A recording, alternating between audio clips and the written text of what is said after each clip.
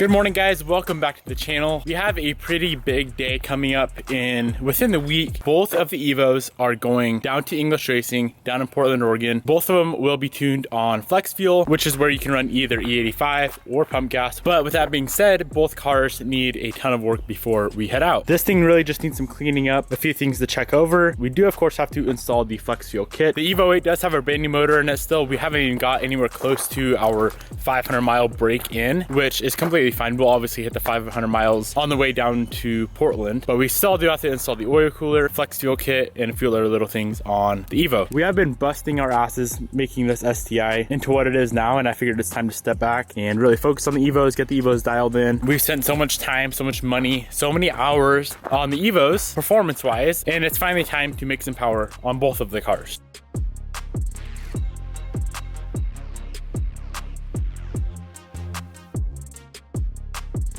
I'm gonna start this whole process with the Evo 8. This thing needs way more work than the Evo 10. Currently, she has a coolant leak. Our fuel pump wiring is ghetto, so we have to replace that. But first things first, this car is a disaster right now. So let's give her a quick bath, get her in the shop, and get to work.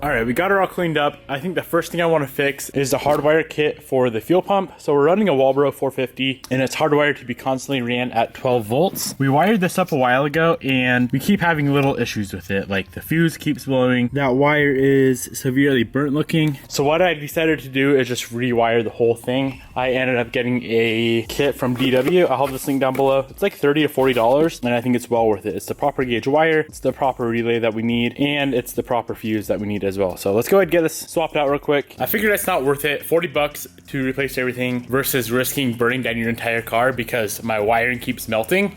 I think it's well worth it. Yeah, guys, check out this wire right here. Clearly it got a little too hot. So I don't know exactly what I did wrong when I wired it. Maybe it's the wrong gauge wire. All right, so we got everything heat shrinked and wired in. This is much cleaner than how I had it. So if you're doing this on Evo 8 and you buy the DW kit, the blue wire off the relay runs to a small plug-in right here, which originally came from that white wire. And then the yellow wire runs back over to the harness. To keep it really simple, black wire is the ground, of course. Red wire is the 12 volt power source. Blue wire, switch to relay. Yellow wire, power to pump. That should hopefully take care of all of our fuel pump issues that we were having. We weren't having any crazy issues. It just randomly was popping that fuse and it'd randomly melt that wire as well. It was just super sketchy. I didn't like it whatsoever. But now that's all finished up, let's move on to the coolant leak. I think I have a pretty good idea of where it's leaking. When we are doing our oil pressure gauge install in the back of the block, there's a ton of hoses down there and I think I ended up slipping the wrench and hitting one of the hoses, which would be, it's gonna be hard to show on camera. I'll just go ahead and pull it off and see if it's torn. It goes from that coolant crossover pipe to the back of the throttle body. Pretty sure that one there is the guy that's leaking. Oh yeah, guys, this is definitely the issue. This little hose right here. Obviously, I'm not gonna be able to find an OEM Mitsubishi hose for this car. There's no dealer local. Let's just run an app and bring this hose in and we should be able to find something really close.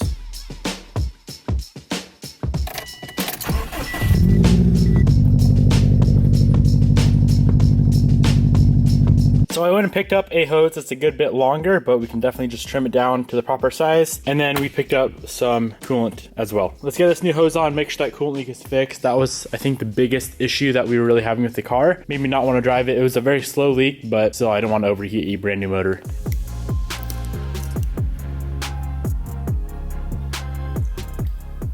Let's move on to the oil cooler install. I forget what brand I bought. It was a super long time ago. It was right after we built this motor. I bought an oil cooler. I believe it was the STM kit. I will have a link down below. I did pick it up over at MA Performance. I do have a discount code, which is Devin5. It should save you 5% off. A ton of stuff over at MA Performance. I decided not to run a cooler on this car with a brand new motor just because there could have been shavings in the old oil cooler. So we just have it completely blocked off right now. A lot of people run it like that for life, but I would rather be safe than sorry. I'd rather just throw an oil cooler on. They're only about $3 be about $300-ish, and it should be a pretty easy install.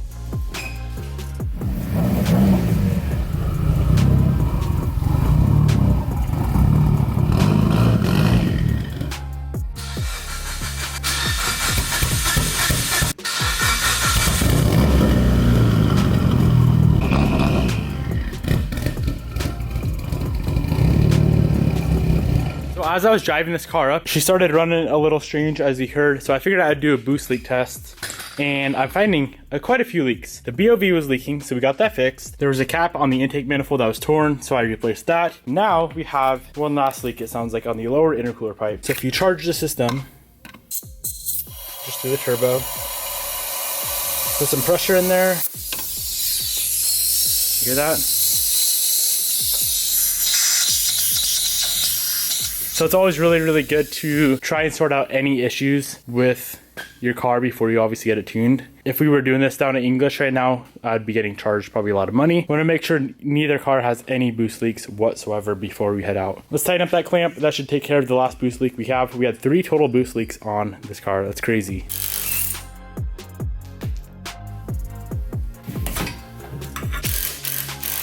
So we have quite a bit of pressure in the system right now. That clamp actually broke the second I went to tighten it. It snapped. So we got a new clamp on there, took care of that. No more boost leaks on the car. Got a little sidetracked with that, but let's go ahead and open up this oil cooler, check it out, figure out how to mount it. I'm assuming it's gonna mount in that factory location right up in here. Just not exactly sure on which mounts we will be using. Let's get her opened up and see what's going on.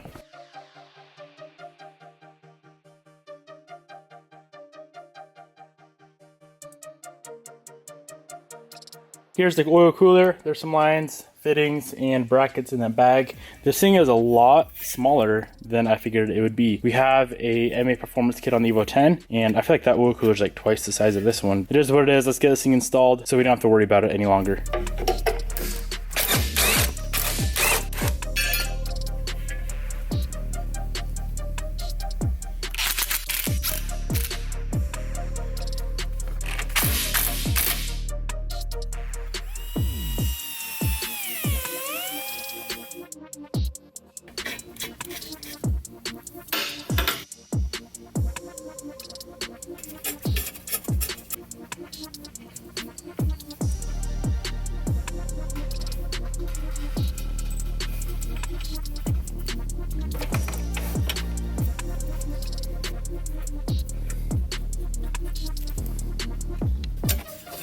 We are all finished up the oil cooler install. That was a very, very easy install. I feel like it's a lot easier on this car versus the Evo 10. The only thing we really have left to do on this car before we get it tuned is the flex seal kit. That is gonna show up tomorrow. The 8 kit and the 10 kit are both gonna show up tomorrow. What else could we do today? There's only one other thing that has really been bugging me on this car, and it's something small, something super easy to fix. There's a ton of overspray on the windows. When we had all these parts painted, the bumper, the hood, that pillar, wing, and the rear bumper, for some reason they got overspray all over the windows. So I wanna go ahead and buff out the windows real quick, get all the water spots off, get the overspray off, and get those guys ceramic coated.